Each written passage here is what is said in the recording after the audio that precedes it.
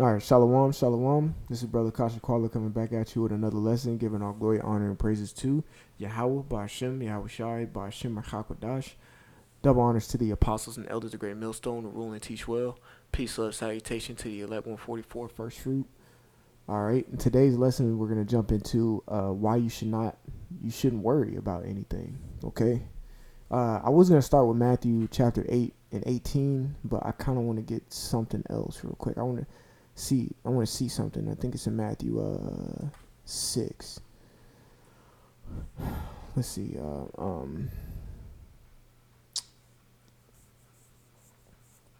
Give me 1 second.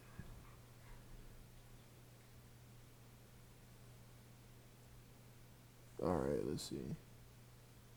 All right, yeah. This is Matthew 6 and 5. All right, and this too can go into not worrying so much about certain things. So this is Matthew 6 and 5. It says, "And when thou prayest, thou shalt not be as the hypocrites are, for they love to pray standing up in the synagogues and in the corners of the streets, that they may be seen of men. Verily I say unto you, they have their reward." Now, when you read that, now there's ways you can take it.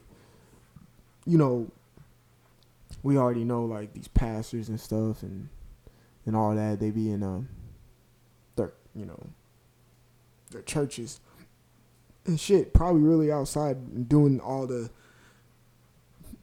preaching and stuff they do and the praying and stuff they do out so people can see them. They're worried about their status quo.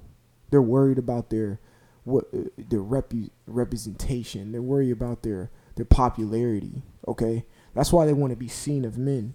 Okay, this is not this truth. We're in this to please the Most High ultimately. Okay, it says, "Verily I say unto you, they have their reward." Verse 6 says, "But thou, when thou prayest, enter into thy closet, and when thou hast shut thy door, pray to the Father which is in secret, and the Father which seeth in secret shall shall reward thee openly." Yeah, you go to him in secret. Thy closet meaning your mind, or you can literally go into a closet. But the closet meaning your mind. You pray to the Lord. You ain't worried about people seeing. You ain't worried about. No, praying to the Lord is something intimate between you and the power. Okay, it's not meant for everybody else to see. Just like when you fast, it's not meant for everybody else to see. Okay, I think it spoke on fasting in Matthew chapter 5. So let's go to verse 7. It says, "But when ye pray, use not vain repetitions, as the heathens do." Okay, so here's the point of the matter, where it's, don't worry. Okay, it's coming up in the next the next verse. So it says, "For they think they shall be heard of their much speaking. Be not ye therefore like unto them." So don't be the one who's just blabbering on to the Lord. The Lord don't like blah blah blah blah. He don't like all that. He likes for you to get not necessarily short, but just get to the point, man. Stop beating around the bush. If you need help with something, get the help. Ask the Lord for it. Okay? You got to pinpoint it and be very specific. And when you're specific about things, it's usually in a short manner. It's like, "Lord, I'm fucking up with this." You probably won't say that, but "I'm messing up with this. Can you please help me?" Then you fast and pray, and he puts you in a situation where it can help you. You see what I'm saying? But you have to be very specific. Make your prayers potent to the Lord. All right? So back on topic, says verse 8, "Be not ye therefore like unto them, for your Father knoweth what things ye have need of before ye ask him." All he's doing is waiting for you to ask. But this goes into the lesson about worrying. Okay? Don't worry. The Lord already knows what you need. All you got to do is simply say it. So don't worry about it. Don't worry about if the Lord thinks you're this. The scriptures say he upbraideth not. And when you read James, the 1st chapter, the 5th verse, okay? And he gives liberally, all right? So he's not going to just make fun of you or anything like that. He knows what you need. So don't worry about it, okay? So with that being said, let's go to Matthew chapter 8 and 18. It says, "Now when Yahushua saw great multitudes about him, he gave commandment to depart unto the other side. And a certain scribe came and said unto him, Master, I will follow thee whitherso thou goest. And Yahushua said unto him, The foxes have holes, and the birds of the air have nests, but the Son of Man hath nowhere to lay his head. Yahushua didn't have nowhere to stay. He ain't had nowhere to sleep. He ain't had nowhere to go because he was always on the run. Someone was always after his life. You see what I'm saying? Okay? So he was telling that man that. So pretty much he's like, if you want to follow me, you can't worry about where your next meal's gonna come. You can't worry about where your next clothing's gonna come. You can't worry about where you're gonna lay your head next. That's exactly what he was saying to him right here. Because what? Yahushua wasn't worried about it. All the animals have a place to stay and this, that, but I don't got a place to stay and rest my head. But I'm not worried because Yahweh's on my side. Okay? Yahweh's on my side. Psalm 118:6. Psalm 118:6. Okay? In that quotes, the Lord is on my side. I will not fear what can man do unto me. All right. So it says verse 21. And another of his disciples said unto him, Lord, suffer me first to go and bury my father. Right? And a disciple is someone who follows. Okay? It says suffer me. All right, when you go into the word suffer, meaning like let it happen, like go through it, be patient through it. He says, can you let me do this or be patient with me to go bury my father? Now Yahushua responded, but Yahushua said unto him, follow me. Okay, meaning because verse 21 it says a disciple said unto him, and like we said, the word disciple means to follow. Let's get the word disciples. All right. And that word is mathatas, and it means a learner, a pupil, a disciple, all right, or a learner, okay? It also means to follow somebody, okay?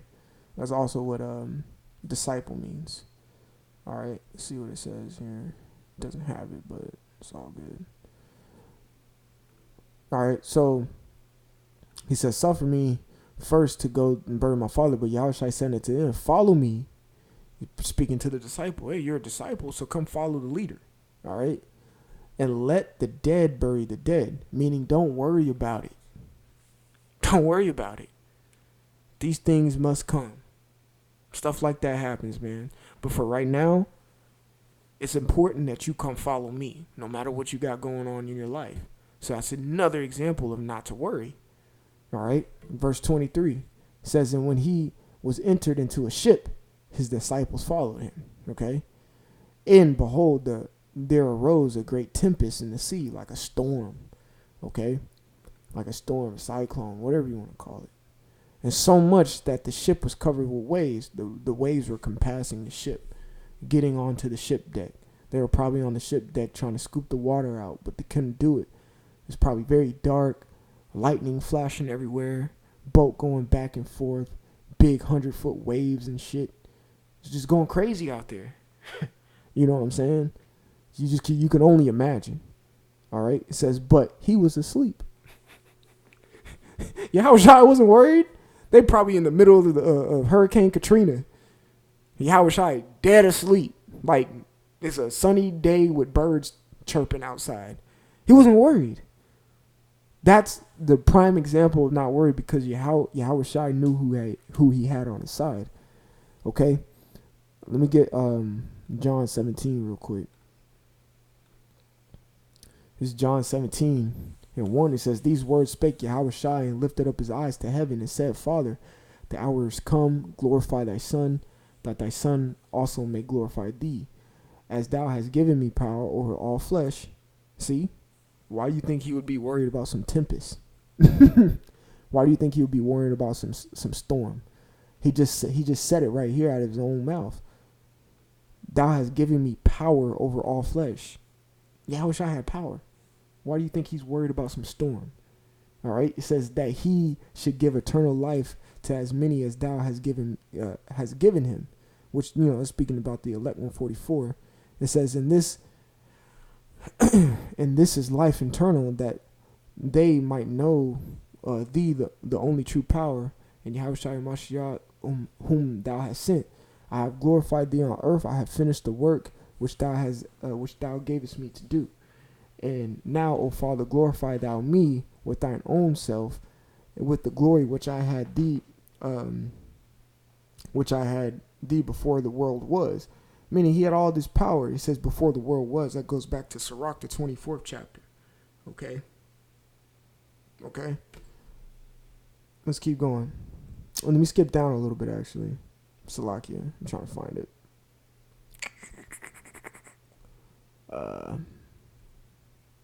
Salakia. Speaking about the elect.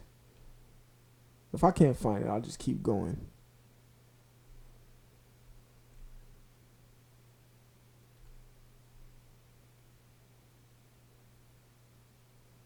There you go. So Matthew chapter 17:21, John 17:21 says that, I'll start at 20. Neither pray I these alone, but for them also which shall believe on me through their word, that they all may be one, as thou, Father, art in me, and I in thee, that they also may be one in us, that the world may believe that thou hast sent me. Now, here's the point I wanted to get. It says that they may be one as thou, okay, Father, art in me. So, why do you think Yahushua is worried about this tempest? Because he knows the Father is with him. Now, when he says this in John 17, no, this does not mean they're one entity. They're separate entities, okay, but they're in one accord. All right, they're on the same level, not level playing field, but they're on the same, they're eye to eye with one another. Okay, it says, and I and thee, that also may that they, or the elect, also may be one in us, so they can come on one accord. Now, if you're in one full accord with the Lord, you're not going to worry about anything. You're not going to worry about nothing, because you have the understanding, the inclination, which means a natural tendency to do something. And you understand that the Lord is with you whithersoever thou goest. You see? That's what it says in the book of Joshua, the first chapter. To be strong and of good courage, and you will prosper, but be strong of good courage, because the Lord is with you whithersoever thou goest. So what is there to worry about? You worrying is an insult to the Lord. You're an infidel if you worry.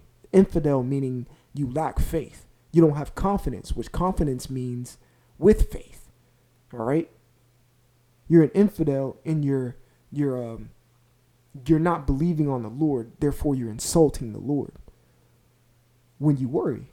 All right? It says verse 25, it says, Matthew 8:25, and this disciple came to him and awoke him, saying, Lord, save us, we perish. Now, didn't we just read the foxes have holes and the birds have of the air have a nest, but the Son of Man hath not where to lay his head? And the moment he gets a chance to go to sleep, y'all go over here waking him up. He's probably like, God, what the fuck, man? Damn, it's just a storm. So we're going to get into it. He says, man, Yahushua, but he was irritated as hell. Verse 26, he says, and he saith unto them, why are ye fearful, O ye of little faith? Y'all ain't got no faith, man. Damn. Then you see, right when he woke up, he was like, man, what? So he says, then he arose and rebuked the winds in the sea, and there was a great calm. That easy, because we understand in John what he said in the beginning. He says, y'all, he has given him power over all. Okay, simple. So he just went out there and said, God, probably wiped the eye boogers out his eyes. Hey, yeah, be still. And went back downstairs, and everything was just clouds cleared. It wasn't a movement in the sea. Everything was just calm. The fish is jumping out the ocean. You see a dolphin here or there. Seagulls flying around. No, not a cloud in the sky, sunny day, 70-degree weather with a nice little breeze. Everybody like, what the hell? Probably all happened in a matter of 3 seconds. You see what I'm saying? So verse 27, it says, but the men marveled, meaning they're surprised. Like, what the crap just happened? Saying, what manner of man is this that even the winds and the sea obey him? The manner of man that Yahushua was he did not worry because he had Yahweh on his side. It's the same thing now. This is why I bring this up. It's the same thing we should be practicing as well because we have Yahweh Ba'ashem Yahushua on our side. We got 2 great powers on our side. That's double. The scriptures say that the works that Yahushua did, we're gonna do greater works than him.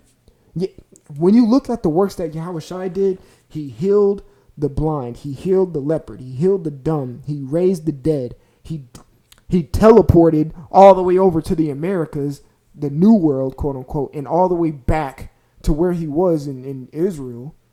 He disappeared. He beat Satan. And you're talking about we're about to do greater works than that? Why?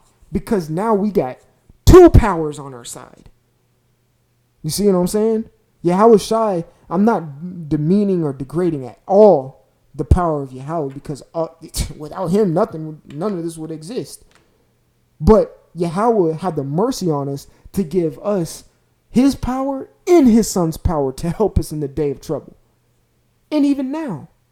So what the hell do we have to worry about? Oh, you can't pay a bill, man? Fuck it. Oh, you ain't got enough money, you living paycheck to paycheck? Fuck it. Can you still do the work? Bet. You see what I'm saying? What's there to worry about? Not a damn thing.